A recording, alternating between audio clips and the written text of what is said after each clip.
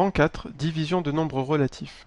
Après la multiplication, attaquons-nous cette fois-ci à la division de deux nombres relatifs, mais avant de s'attaquer à cette division, éclaircissons un peu le vocabulaire.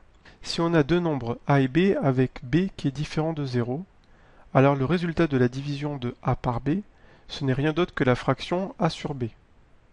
A sur b, où a est le numérateur, b le dénominateur, c'est un nombre, c'est un quotient, c'est-à-dire le résultat de la division de a par b. La règle de calcul pour la division de deux nombres relatifs, elle est très simple, nous l'avons résumée dans cet encadré en rouge. On se pose déjà la question de savoir si les deux nombres que l'on divise ont le même signe ou pas.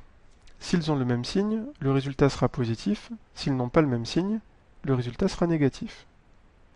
Et ensuite, pour trouver le résultat au complet, je divise les distances à 0, c'est-à-dire que je divise les deux nombres sans m'occuper de leur signe.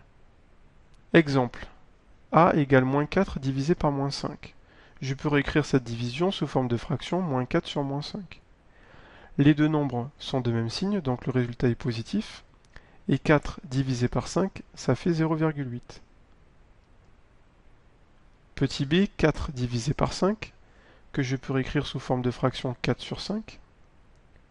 Les deux nombres sont de même signe, donc le résultat est positif, et 4 divisé par 5 qui fait 0,8. L'exemple petit c, moins 4 divisé par 5, je peux réécrire ça sous forme de fraction moins 4 sur 5. Les deux nombres sont de signe contraire, donc ils ne sont pas de même signe, un négatif, un positif, donc le résultat est négatif. Et 4 divisé par 5 qui fait 0,8, donc moins 4 divisé par 5 est égal à moins 0,8. De même pour l'exemple petit d, 4 divisé par moins 5, je peux le réécrire 4 sur moins 5. Les deux nombres sont de signes différents, donc le résultat est négatif, et 4 divisé par 5 fait 0,8. Donc 4 divisé par moins 5 est égal à moins 0,8.